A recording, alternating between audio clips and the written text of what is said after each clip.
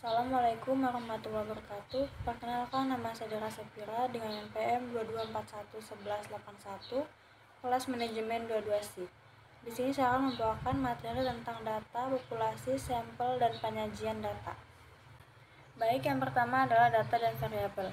Data adalah sekumpulan datum yang berisi fakta-fakta serta gambaran suatu fenomena yang dikumpulkan, dirangkum, dianalisis, dan selanjutnya diinterpretasikan. Variabel adalah karakteristik data yang menjadi perhatian. Variabel distrik adalah suatu variabel dengan nilai yang dapat dihitung atau terbatas. Variabel kontinu adalah variabel dengan nilai tidak terbatas yang dapat diukur atau dicatat sampai tingkat kesempatan yang diperlukan.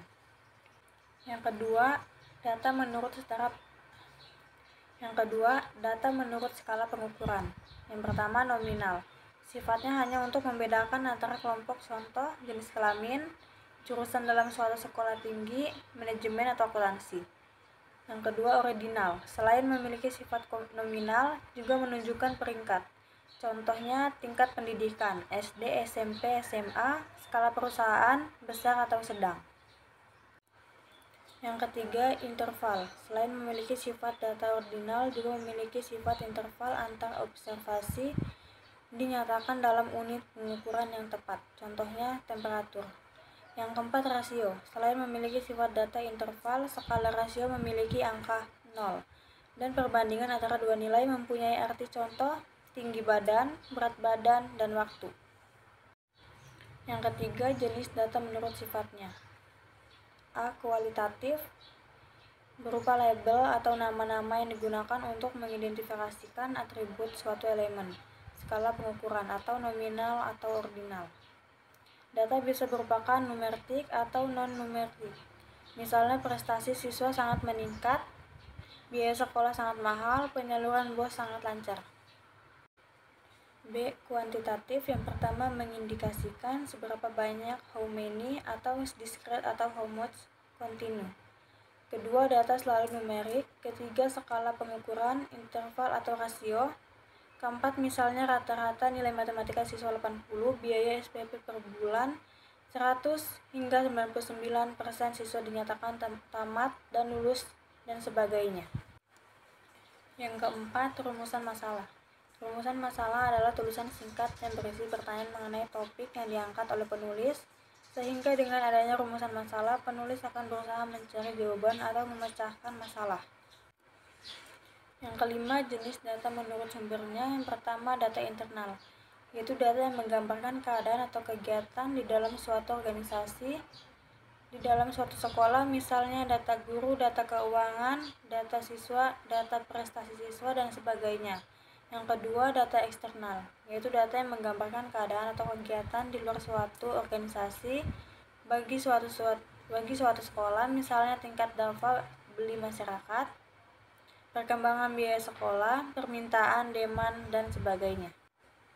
Yang keenam, jenis data menurut waktu pengumpulannya. Yang pertama, cross-sectional data, yaitu data yang dikumpulkan pada waktu tertentu yang sama atau hampir sama. Contohnya, jumlah mahasiswa UPI YPTK 2016 sampai 2017.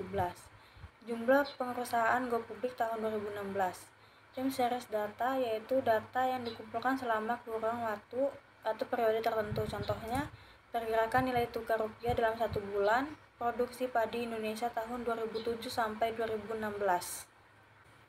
Yang ketujuh, jenis data menurut cara memperolehnya. Yang pertama, data primer, yaitu data yang dikumpulkan dan diolah sendiri oleh suatu organisasi atau perseorangan langsung dari objeknya. Misalnya, PPS melakukan sensus penduduk tahun 2000 untuk memperoleh data penduduk.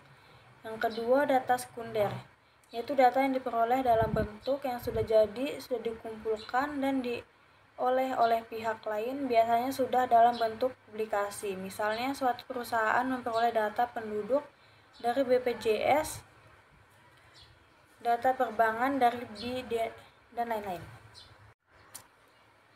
Kedelapan, tendensi sentral pengertian merupakan ukuran yang dapat mewakili data secara keseluruhan. Artinya, jika keseluruhan nilai yang ada di dalam data tersebut diurutkan besarnya dan selanjutnya dimasukkan nilai rata-rata ke dalamnya, nilai rata-rata tersebut memiliki kecenderungan terletak di urutan paling tengah. Kesembilan, ukuran pemusatan. Ukuran pemusatan menunjukkan di mana suatu data memusat atau suatu kumpulan pengamatan memusat atau mengelompok.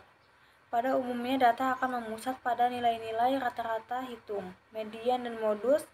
Rata-rata hitung jumlah semua nilai data, rata-rata hitung banyaknya data. Jenis-jenis ukuran nilai pusat. Rata-rata hitung atau min adalah nilai rata-rata dari data-data yang ada jumlah semua data. Rata-rata hitung sama dengan jumlah data. Baik, itu saja materi yang saya bawakan. Lebih dan kurangnya mohon dimaafkan. Terima kasih.